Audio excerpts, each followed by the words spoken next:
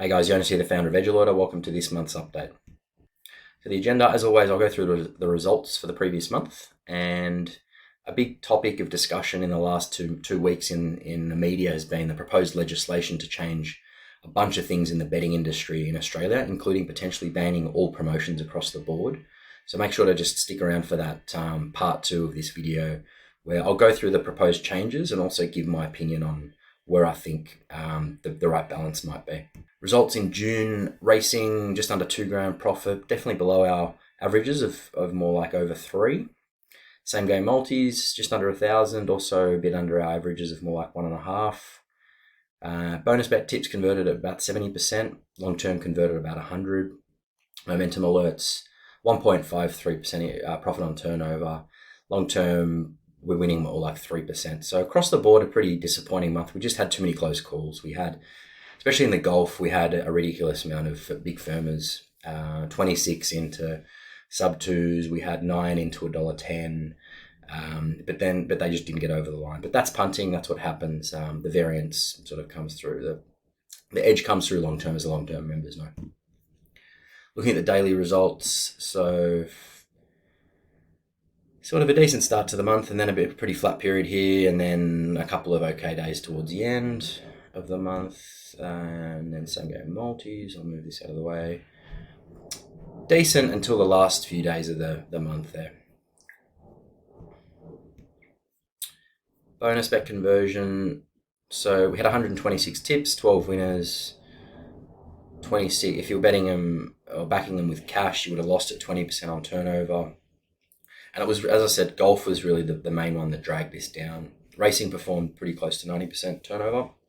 But golf, we had just so many firmers capped off actually yesterday. We had 2 players in a playoff out of 3 players, and we just didn't get over the line. Moving to edge to momentum alert, sorry. Here are the daily results, accumulating upwards. I'll go through the main huge drag on momentum alerts for the month was baseball, where we finished down about 60 units. So we're going to probably cut baseball out. We just can't quite get enough good signals out in baseball. We've been tweaking the models a fair bit, but it looks like we might end up just cutting that one. The Aussie sports continue to perform the best, Aussie rules and NRL. All right, so moving on to this topic of proposed changes to the gambling industry in Australia. So basically, there's been an inquiry into the whole industry, and a bunch of things have been proposed now. There were 31 recommendations, but the main ones that have been recommended are to ban gambling advertising in sport. Obviously, gambling ads are huge in sport, so you know it's hard to make a case that that's the right thing to do going forward to maintain that. So that's very likely going to be pulled back. They might give the industry about 3 years to scale out completely, but there's definitely too much gambling in sport, in my opinion. There's a proposal to ban bookie affiliates. So affiliates are those who refer customers to bookies, and often those referrers either get a cost per acquisition, so they'll get a fee for referring a customer, just for referring them. Might be contingent on that customer having to deposit. They can even do deals where they keep a trailing losses.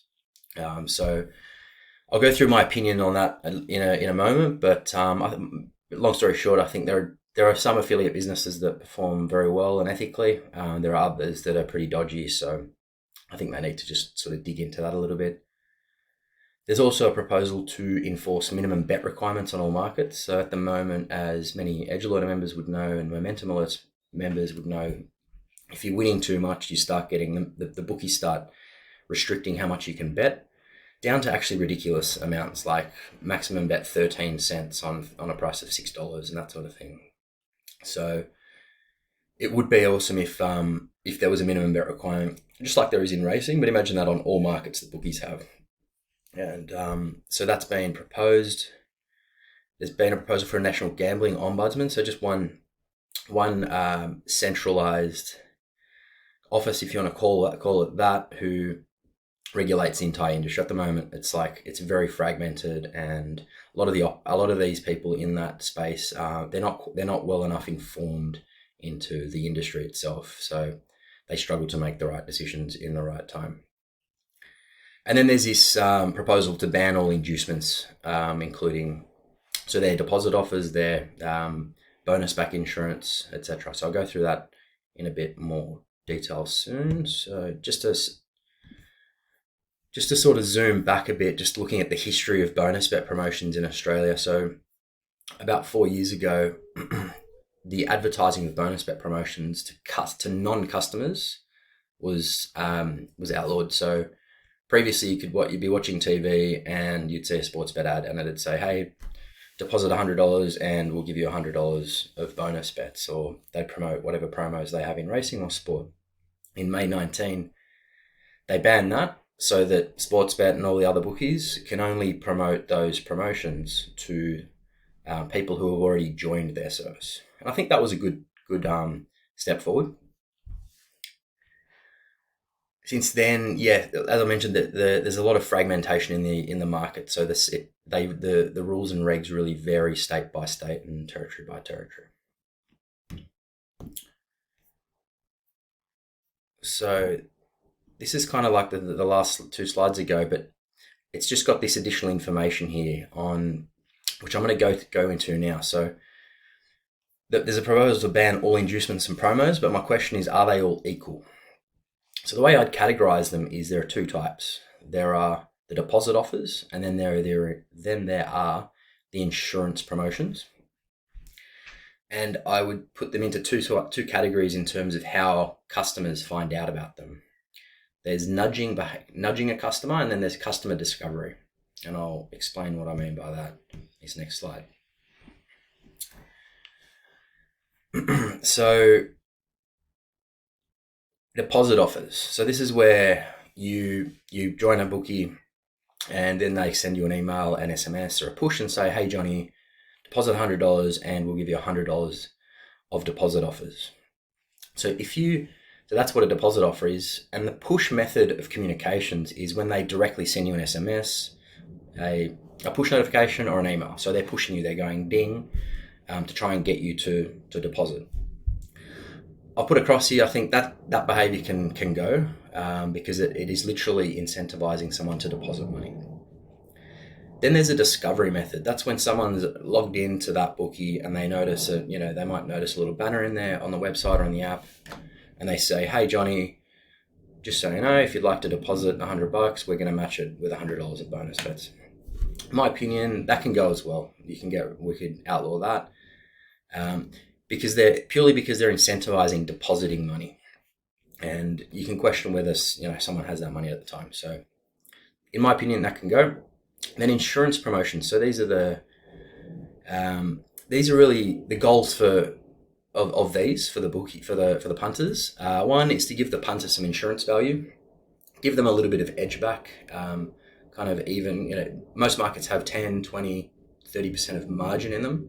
So by offering these promotions, you're giving a little bit of edge back to the punter, and maybe they're about net square, out there. So basically giving them some insurance value and a bit of entertainment value. So you think about a same game multi, for example. If one leg fails, you get a bonus bet back. It's adding a bit more entertainment value for the punter.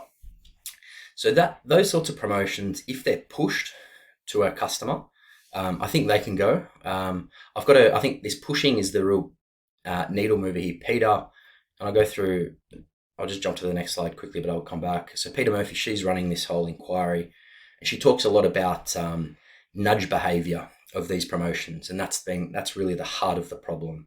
They're nudging. People are getting all these dings from gambling companies going, "Hey, deposit here. Hey, we've got a promo now. And it's just inbound. Like punters are just getting flooded with pushes as I define them here. So I think pushing across the board can go.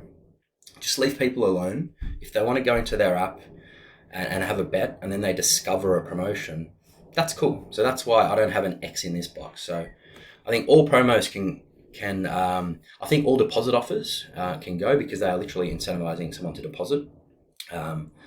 So you could argue that they're nudging someone to make a deposit that they wouldn't otherwise make.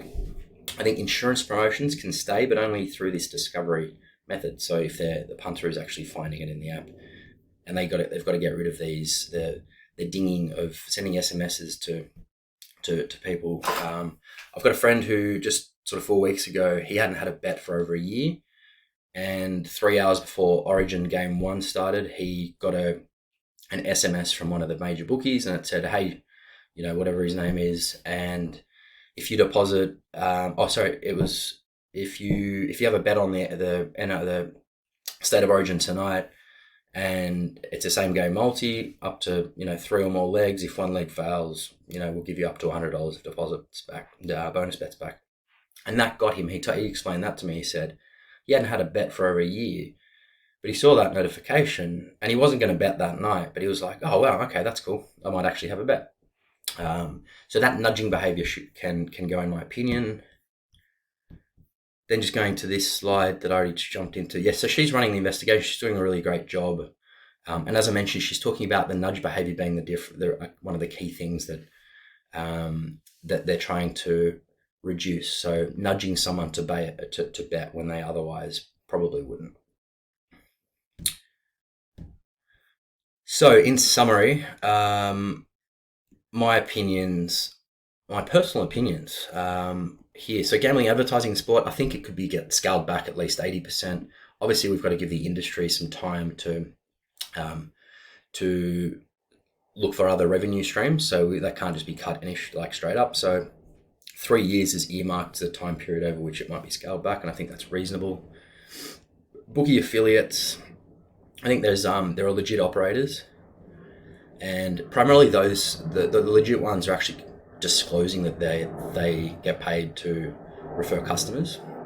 So I think the legit operators should be allowed to stay in the industry and operate. Minimum bet requirements in all markets. That's a great one, and I mean it's the way I put it here is it should be the next evolution of the betting industry. Like if you look at the financial markets, it's about 40 years ahead of the betting industry. So in many ways, in terms of pricing and risk management. So I think it's the natural evolution to require the bookies to actually take bets. And like as a very simple example of that, like it's not going to cost too much to build some technology that allows a price. So if someone backs $2 and that customer is marked as a sharp punter, then just roll it into $1.95. Someone takes $1.95, keep rolling it in. So those sorts of things, there are tech solutions for that. They've been built in the financial industry. It's not rocket science. Pinnacle's one of the leaders of that. It's an offshore bookmaker. So I think the long term, it'll be a good thing. And those who actually take this challenge head on will survive and will thrive. And those who ignore it and complain about smart punters, they will not be around for that many years. National Gambling Ombudsman, yeah, like having a centralized operator makes sense. But I'd say like a little caveat here, they need to be in tune with the industry. They need to make sure that they hire the right people who understand what's going on in that industry, not just hiring the lowest common denominator, just fill an office. So they need to, there are a lot of nuances in the industry. So hopefully that happens.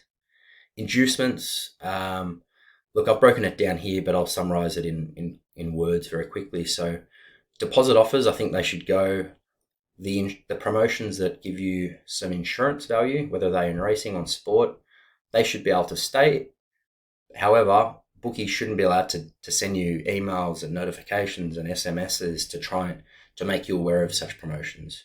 But if the punter's just going into the app and they're like, oh, sweet, there's a promotion that I can use on something that I was probably already going to bet on anyway, that should remain. So let's not throw the baby out with the bathwater there.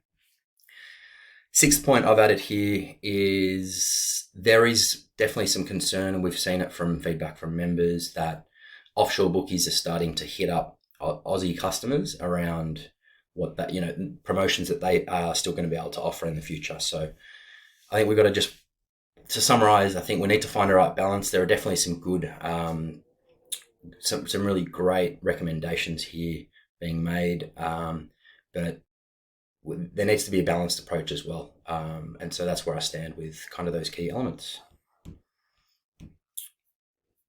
And finally, we always do a monthly comp. All you have to do is ask a question in the YouTube comments of the video, and the 2 best questions will win $100 of cash, and we'll announce the winner in a month. And as always, any questions, you can message our support team on Telegram on @edgealerter or email us here. Thanks, guys.